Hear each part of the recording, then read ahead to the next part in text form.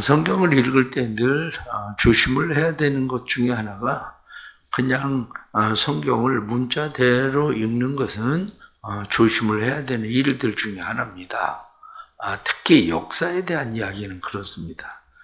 다니엘서 4장에 느부갓네살 왕이 나오고 그리고 다니엘서 5장엔 벨사살 왕이 나옵니다. 다니엘서 4장에 나오는 느부갓네살 왕과 이 벨사살에 대해서 나올 때에 2절의 말씀을 보면 벨사살이 술을 마실 때 명하여 그의 부친 느부갓네살이 이렇게 그의 부친 느부갓네살 그렇게 말합니다. 뒤에도 나타나는 말씀을 보면 부친이라고 그렇게 표현이 되어 있습니다. 그러나 11절 말씀도 보면은 왕의 나라에 거룩한 신들의 영이 있는 사람이 있으니 곧 왕의 부친 때에 있던 자. 이렇게 부친, 이렇게 우리가 성경을 읽으면 느부갓네살의 아들이 벨사살 이렇게 이제 생각하게 되죠. 그러나 역사적으로 보면 느부갓네살 아들이 벨사살이 아닙니다. 느부갓네살은 역사적으로 지금 다니엘서 4장과 다니엘서 5장 사이의 간격이 어느 정도 간격이 되냐면 30년의 간격이 벌어집니다. 벌써. 이 30년의 간격이 그냥 한 마디도 중간에 어떤 사건에 대한 이야기도 없이 그냥 넘어가 버리죠. 그러니까 우리가 이것을 이야기할 때 성경을 볼 때 성경은 구속사적인 사관을 가지고 성경을 봐야 되는 겁니다. 성경은 어떤 역사를 기록하려고 기록한 것도 아니고 족보를 나열하려고 기록한 것도 아니고 왜 족보가 틀리냐 이렇게 이야기할 것도 없습니다.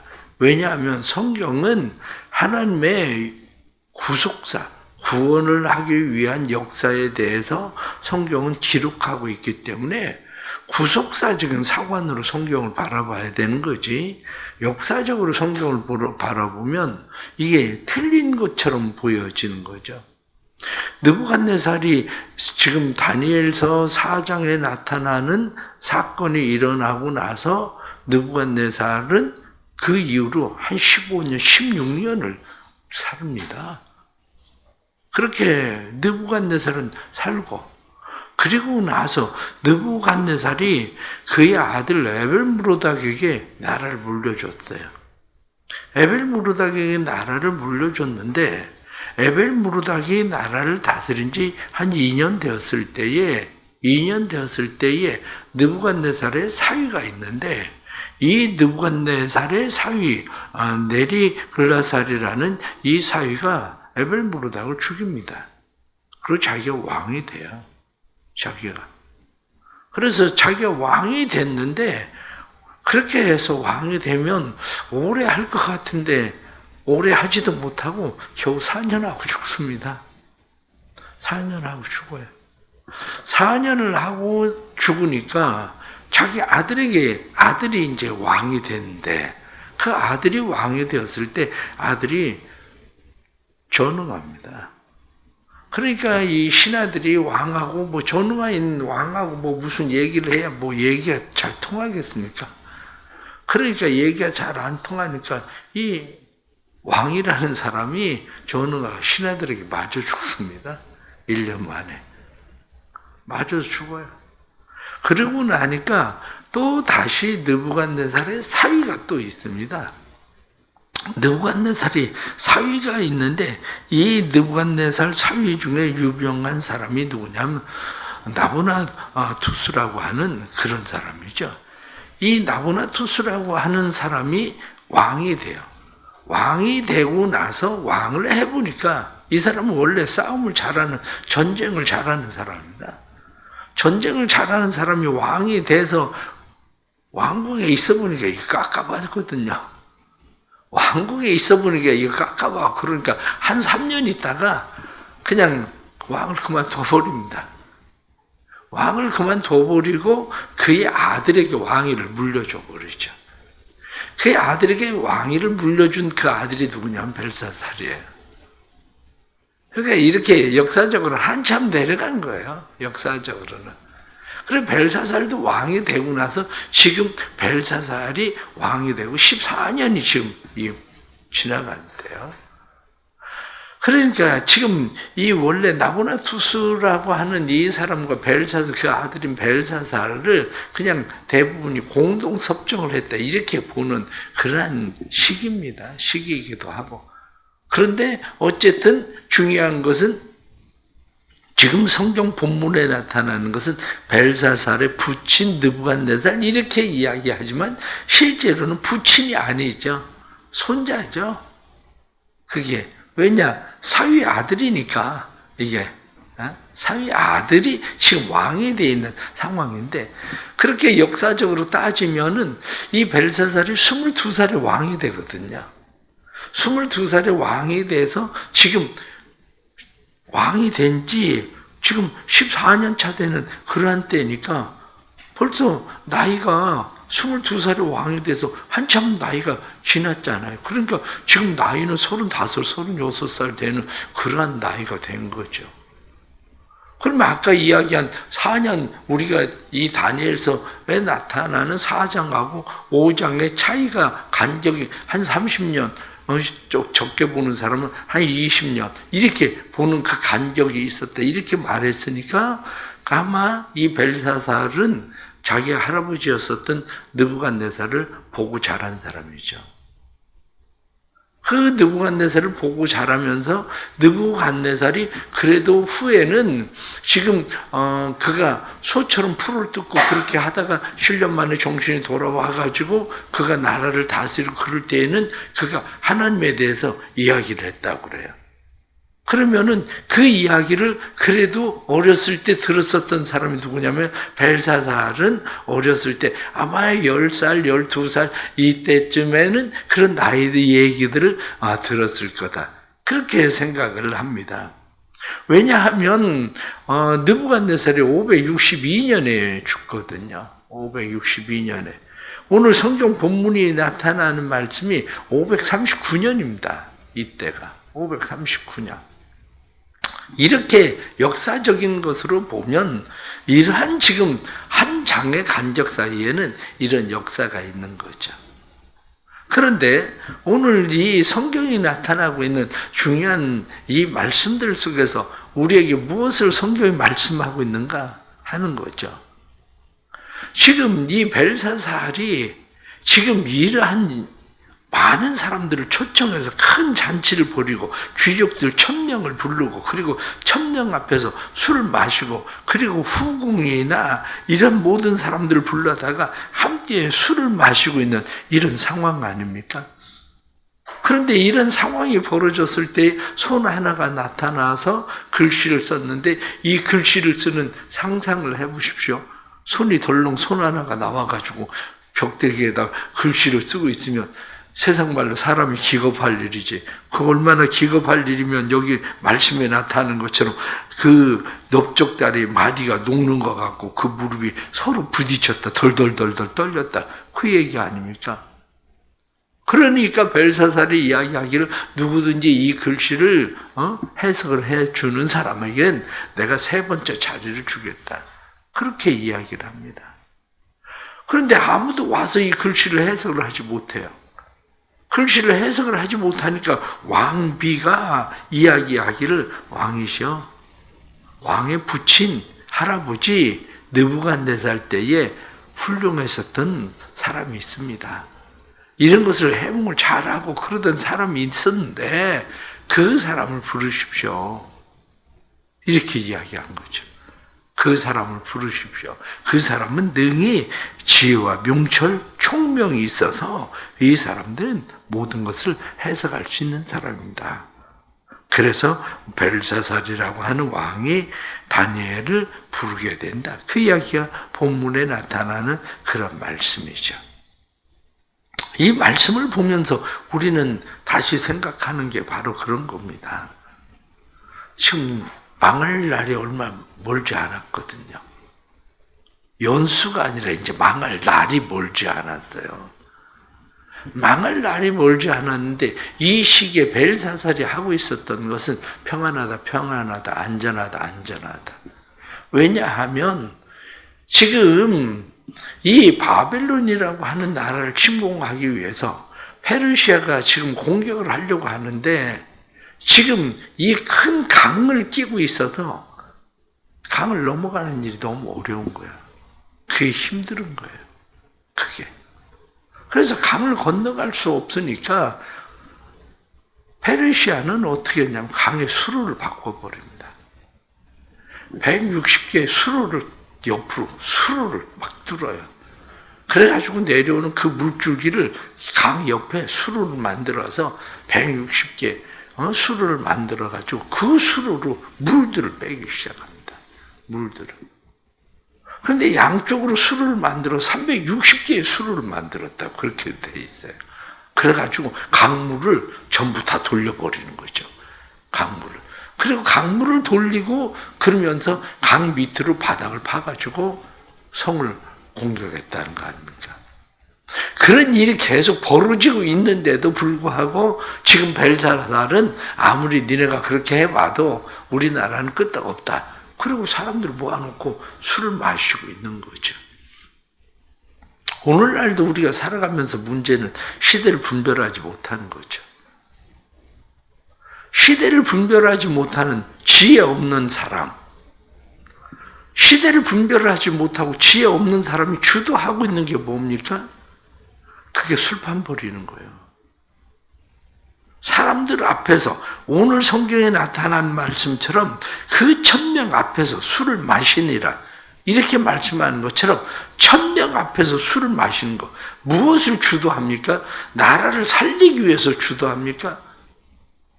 그게 아니라 술판을 벌이는데 주도하는 사람이 누구냐면 왕인 거죠. 시대를 분별할 줄 모르는 사람들이 벌이는 일들입니다. 시대를 분별할 줄 모르는 사람들이 주도하고 있는 게 있어요. 때로는 교회 안에도 어떤 일을 주도하는 사람들이 있어요. 그런데 전혀 영적이지 않은 사람들이 어떤 일들을 주도해요. 그럼 교회가 어디로 가겠습니까? 기도하는 일을 주도하는 것도 아니고 전도하는 일을 주도하는 것도 아니고 하나님의 교회를 세우고 살리는 일에 주도하는 게 아니라 하나님의 교회를 무너뜨리는 일에 맨 무슨 어떤 껄핏하면 별거 아닌 것을 앞장서 가지고 주도해서 그런 일을 벌이고 그런 사람들이 의외로 많습니다. 교회 안에. 그러면 망한다는 거예요. 그러면 결국 이 바벨론이라는 나라도 결국 그래서 망하게 된 거죠. 그래서. 그렇기 때문에 우리는 스스로 생각해야 됩니다. 나는 시대를 분별할 줄 아나? 나는 시대를 분별할 줄 모르면 누군가를 쫓아가는 사람이 되는 거예요. 누군가를 쫓아가는 사람. 그나마 누군가를 쫓아가는 사람이 될 때에 지혜로운 사람은 주도하지는 못해도 지혜로운 사람은 따라가야 될 길인지 아닌지를 분별할 줄 아는 거죠. 그런데 지혜가 없으면 따라가야 되는지 아닌지도 분별하지 못하고 끌려가는 거죠. 그 중에 가장 무서운 것 중에 하나가 뭐냐면 군중이라는 거예요. 군중 심리. 우리나라의 군중 심리 가운데 무서운 게 촛불이에요. 촛불. 우리나라 맨 촛불 들고 뭐 한다고 뭐 탄핵한다고 아니면 광우병 등등 이것처럼 어리석은 일들이 옛날에 광우병 파동 날 때 내가 얘기하잖아요. 그때에도 미국 소고기 안 먹는 데가 보자고. 이것처럼 어리석은 일들이 어디 있습니까? 본인이 주도는 못해도 따라갈 때 지혜가 있어야 돼요. 주도하는 사람은 시대를 분별할 줄 모르면 주도할 생각은 하지도 말고 영적인 분별 이력이 없으면 교회에서 주도하지도 말고 그게 필요한 거예요. 그게. 또 하나는 위기를 만났을 때 찾는 사람입니다.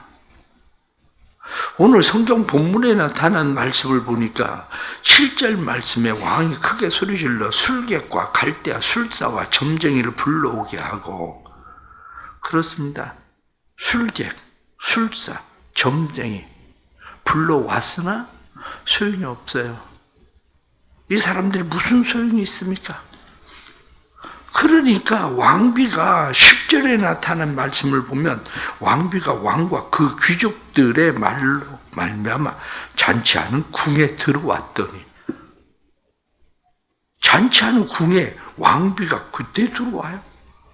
그러면서 이야기하기를 왕여 만세무강하옵소서, 왕의 생각을 번민하게 하는 그런 일에 대해서 거룩한 신들의 영이 있는 사람이 이 나라에 있습니다. 왕의 나라에. 왕이 그 사람을 보지 못하고 발견하지 못한 거지. 아마 이때 다니엘의 나이가 거의 90살 됐을 거라고 봅니다. 90살 가까이 된 이 다니엘이 한직으로 물러나서 있었겠죠. 그러니까 그 다니엘을 불러오게 하는 거죠. 우리가 여기서 나타난 이 말씀처럼 필요한 사람, 위기를 만났을 때 생각나는 사람, 여러분들은 위기를 만났을 때 생각나는 사람이 누굽니까? 위기를 만났을 때 돈이 필요한 사람, 누가 돈 많나? 그리고 돈 많은 사람이 생각나겠죠. 건강이 나쁜 사람은 위기를 만났을 때 좋은 의사가 누군가, 그리고 의사 생각이 나겠죠. 삶의 문제가 꼬였다고 생각하는 사람은 위기를 만나면 좋은 상담자는 누군가? 그리고 상담자를 찾을 거고. 그러나 진짜 그리스도인들이 위기를 만났을 때 내가 찾아야 될 곳이 어딘가? 그거 찾지 못하면 인생은 말씀에 나타나는 것처럼 술객, 갈대아, 술사, 점쟁이, 그 사람들을 불러오게 했지만 소용이 없던 것처럼 찾아야 될 하나님을 찾지 못하면 답 없습니다. 하나님을 찾아야 될 때 하나님을 찾지 못하면 인생에 답이 없는 거예요. 그런데 사람들은 하나님을 찾아야 될 때 왕이 찾던 사람들과 같은 사람들을 찾는 거죠.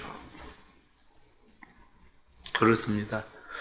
나는 정말 내가 위기를 만났을 때 내가 찾아야 될 사람이 누군가? 내가 찾아야 할 곳이 어딘가? 그거를 우리는 다시 잘 생각을 해야 됩니다. 역대하기 20장에 나타난 말씀 보면 20장 20절 말씀에 그런 말씀이 나옵니다. 여호사밧이 전쟁을 만났을 때 큰 위기를 만납니다.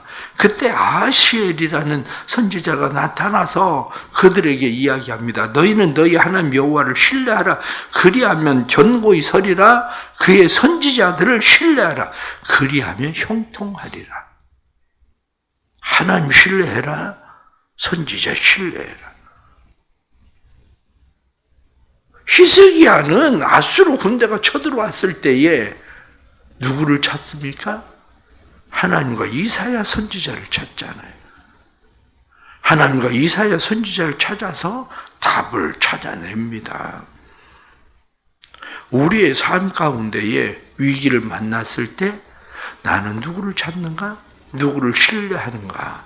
하는 것은 대단히 중요한 그러한 일입니다. 그런데 우리에게 또 하나 중요한 일이 있는데, 과연 나는 왕비가 기억하고 찾을 수 있을 만한 사람은 되는가? 바로 이 문제예요. 내 안에 하나님의 신들의 영이 있다. 내가 하나님의 사람이다. 내가 기도하는 사람이다. 이렇게 선지자를 신뢰해라. 이렇게 말하는 것처럼 다른 사람이 나를 신뢰하나? 심지어는 가정의 위기를 만나고 애들이 어려운 일을 만나고 어떤 일을 만나도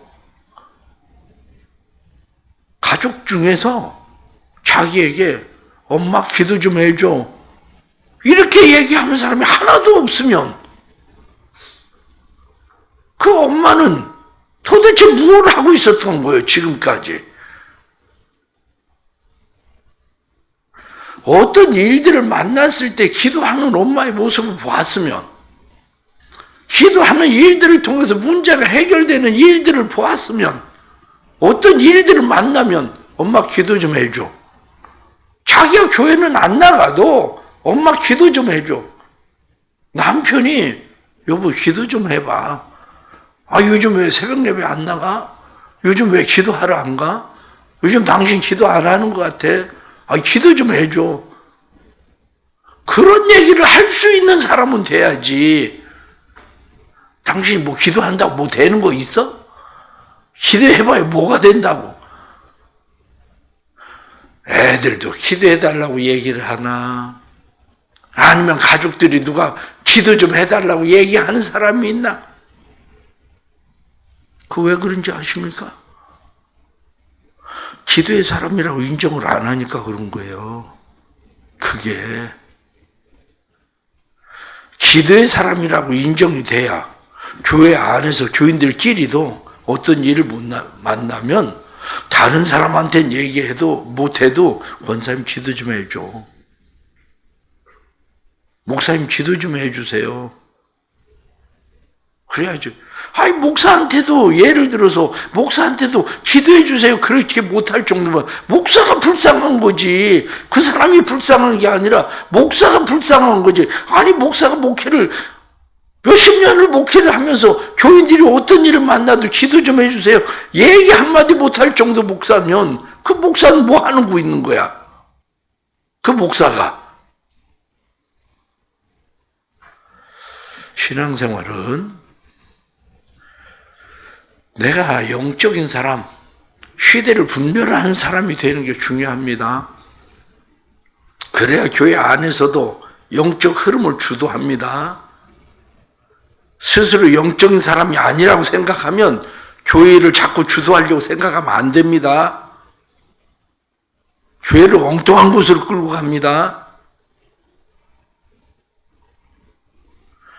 우리 교회도 보니까 우리 교인들이 항존직들 제가 설문했잖아요. 목회자고 어떤 사람을 원하냐? 정반대적인 사람? 여러분 조심하세요. 처음엔 정반대적인 사람 좋은 것 같죠? 왜냐? 반대적인 사람이라 결혼을 다 그렇게 해서 결혼 생활이 힘든 거요. 그걸 이해를 못 하세요? 그러니까 교회가 엉망이 되고 교회가 다 흩어지고 쪼개지는 거요. 그게. 그렇습니다.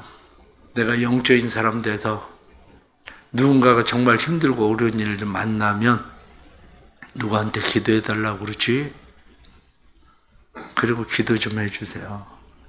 같이 기도 좀 해주세요. 그럴 수 있는 사람. 왕비가 찾던 사람, 기억하고 있는 사람. 이런 사람이 되는 일. 이게 바로 그리스도인들이 해야 되는 삶인 거예요. 이게. 우리의 삶 속에 이러한 은혜가 늘 있어지는 기도의 사람, 하나님의 신이 있는 사람, 영적인 그리스도의 사람들이 되기를 바랍니다. 기도하겠습니다. 하나님 아버지, 살아가면서 우리는 시대를 분별할 줄도 모르는 어리석은 사람들인데, 그런데 때로는 시대를 분별할 줄 모르는 것을 넘어서서 영적으로 전혀 분별력이 없는 사람들이 때로는 교회 안에서 어떤 일들을 주도해서 교회가 엉뚱한 곳으로 흘러가는, 오히려 이 벨사살 왕이 다른 신들을 찬양하던 것처럼 그러한 일들이 교회 안에도 벌어집니다. 은혜 베풀어 주셔서 교회가 교회다워지게 해 주옵소서. 하나님의 영의 사람들, 그리스도의 사람들, 겸손한 사람들, 온유한 사람들이 교회 안에서 하나님의 영적 흐름을 따르게 해주시고 영적 흐름을 주도할 수 있는 은혜가 있도록 도와주옵소서.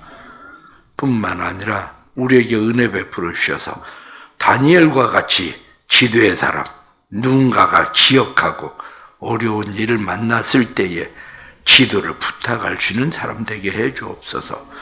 가정에서 가족들의 기도를 부탁할 수 있는 믿음의 아내, 믿음의 어머니 되게 해주시고, 그래서 우리의 기도가 가정 안에 살아 역사하는 기도가 될 수 있도록 도와주시고, 교회 안에서 어려운 일을 만나는 사람들이 기도해달라고 부탁할 수 있는 그러한 은혜가 있도록 영적 사람으로 우리를 만들어 주옵소서.